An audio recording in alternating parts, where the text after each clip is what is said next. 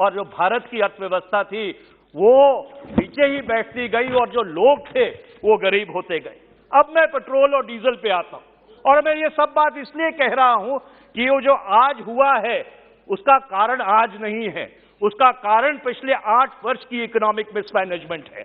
2014-15 से लेके 21-22 तक इस सरकार ने 27 लाख करोड़ रुपया एक्साइज टैक्स और डिविडेंड के मार्फत पेट्रोल और पेट्रोलियम सेक्टर से इकट्ठा किया।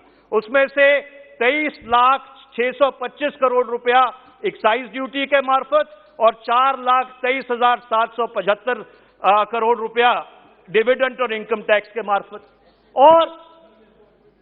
और अचंभे वाली बात यह है कि सरकार अपना खजाना तो भरती रही पर लोगों की जेबें खाली करती रही। मैं आपको एक उदाहरण देना चाहता हूं। अप्रैल 2011 में जब कच्चे तेल की कीमत $150 थी तो पेट्रोल 58 रुपए 56 पैसे में बिकता था, और जुलाई 2022 में जब कच्चे तेल की कीमत $98.94 हो गई तो पेट्रोल 96 रुपए 72 पैसे में बिक रहा है। 1 मार्च 2014 को एलपीजी सिलेंडर की कीमत 410 रुपए थी। 1 अगस्त 2022 को वो जो कीमत है वो बढ़कर 1003 रुपए हो गई।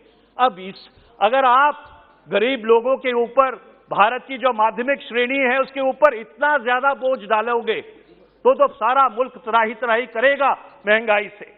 अब आप इन्फ्लेशन पे आ जाइए, महंगाई पे।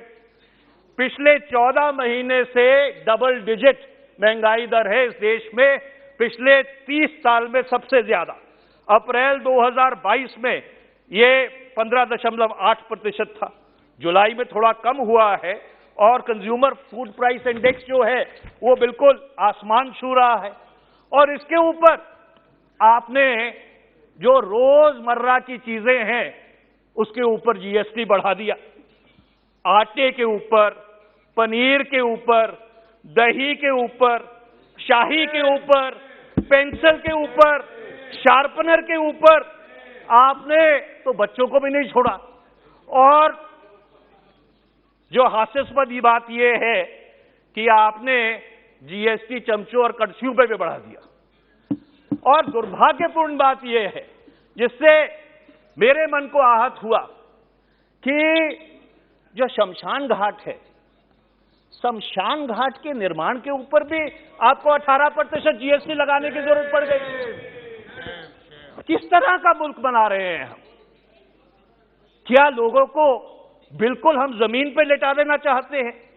और इसीलिए मैं अंत में यह कहना चाहता हूं सभापति महोदय कि सरकार ने अपना बजट तो ठीक कर लिया होगा, पर 25 करोड़ जो इस देश में गृहस्थियां हैं उनका बजट पूरी तरह से बिगाड़ दिया। जैसे माननीय सुषमा स्वराज जी जब यहां बैठती थी वो कहा करती थी कभी कि गृहिणी के आंसू बह रहे हैं। आज सही में माननीय सभापति हर गृहिणी के आंसू बह रहे हैं, इतनी कमर तोड़ महंगाई आपने कर दी है। और आखिर में मैं एक पंजाबी के शायर की 3 लाइनों के साथ अपनी बात समाप्त करता हूं। पंजाबी में कहते हैं कि पहला तो मुछ दी लड़ाई ने मारत्या, दूजा यार दी जुदाई ने मारत्या, तीजा रब दी खुदाई ने मारत्या, और बाकी जो बचा से महंगाई ने मारत्या। बहुत बहुत धन्यवाद सभापति महोदय। वीडियो पसंद आया तो हमें लाइक, कमेंट, शेयर और सब्सक्राइब जरूर करें।